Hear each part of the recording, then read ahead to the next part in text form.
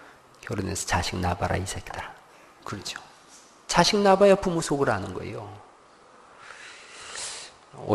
어젯밤에 우리 아들, 딸이 케이크를 이렇게 딱 가지고 왔어요. 어버이날이라고. 그래가지고 또 노래도 부르고 미국도 잘 다녀오시라요. 어쩌고 하면서 그래요. 그렇게 하면서 우리 아들 녀석이 그런 얘기를 하더라고요. 아빠, 사람의 유전자는 기억을 가지고 있다는 거예요. 그래서 그 유전자가 자식한테로 흘러가서 그 자식이 18살 때쯤 어떤 행동을 하는 걸 가만히 보면 자기 18살 때 행동이라는 거예요. 그놈이 18살을 혹 집어서 얘기하더라고요.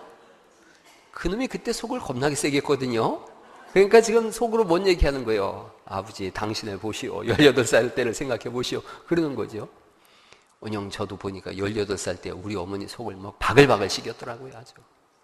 우리 어머니가 나같이, 그랬어요. 맞아. 그냥 욕을 좋아하시니까 아주 욕을 입에 달고 사셨어요, 우리 어머니가.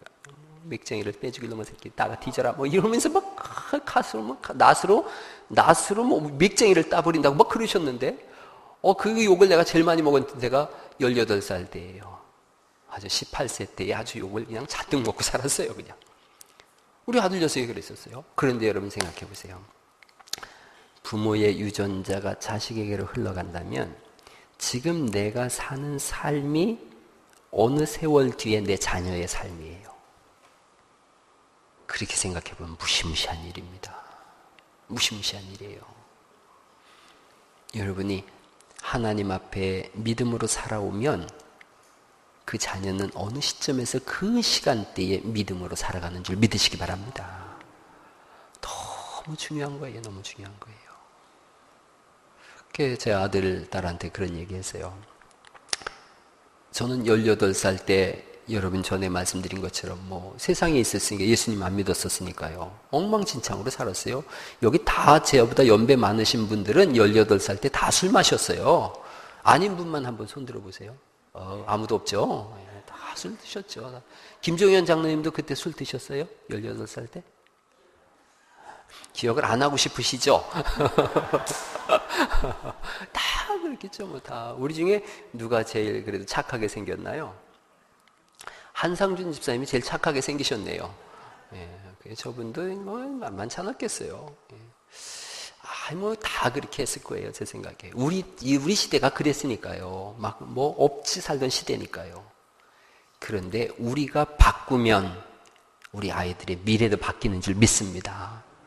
무슨 말씀 드리려냐? 족보를 닫아 걸자는 얘기를 하는 거예요. 세상의 족보, 누구예요? 여기 나온 여자들 지금. 이런 사람들의 족보, 이렇게 흘러갈 수밖에 없었던 족보를 예수 안에서 닫아 걸 수 있기를 간절히 축원합니다. 닫아 걸고 새로운 족보를 펼쳐내자는 거예요. 믿음의 족보를 서로 펼쳐내자는 거예요. 제가 늘 기도할 때 가정이라는 단어보다 가문이라는 단어를 많이 썼어요. 가문. 저는 그게 너무 좋아요. 믿음의 가문, 믿음의 명문 가문. 어떻게 세울 것인가? 자녀한테서 큰 기대하지 마시고 우리가 바꿔나가면 그때 돼서 바뀌는 줄 믿으시기 바랍니다. 그렇게 바꿔가야 돼요. 부모의 책임이에요.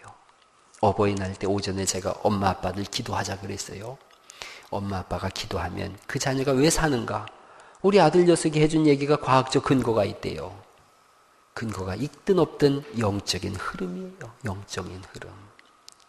스위스의 그 과학자들이 밝혀낸 거 있어요. 여성의 X 염색체에서 지능이 결정된대요. 자녀의 지능이. 그러니까 자녀가 공부 못하면 다 누구 탓이요? 응? 자녀의 지능은 엄마 염색체를 따라서 간대요. 그러니까 자식이 공부 못하면 남편들이 콕 와서 뭐라 그래요? 누구 닮아서 저러냐 그러죠. 그 여자 따라간다는구만요. 근데 영적인 순리는 그렇지 않습니다. 영적인 순리는 부모가 지금 어떤 삶을 살고 있느냐가 자녀의 모든 인생을 결정져요. 여러분, 그 부모 보려면 자식 보면 되고요. 자식 보려면 부모 봐야 돼요. 결혼할 때 결혼은 한 사람과 한 사람이 만나는 게 아니라 한 가문과 한 가문이 만나는 거라고 제가 말씀드렸잖아요. 둘이 좋아 죽어도 여러분 그 부모를 꼭 봐야 돼요. 저 부모가 진실한 사람인가, 신앙의 사람인가 봐야 돼요. 너무 매몰차게 얘기하는 것 같으죠? 봐야 돼요. 지금 이 사람이 엉망진창인 것 같아도 부모가 바른 신앙의 삶을 살아가고 있어요? 그럼 괜찮은 감은 이룰 거예요. 이 남자는 지금 괜찮은 것 같지만 부모가 엉망진창이에요?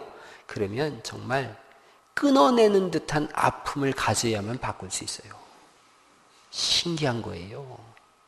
그게 유전자로 세상은 해석했는지 모르지만 영적인 흐름을 보면 부모의 기도와 경건이 대물림되는 것인 줄 믿으시기 바랍니다.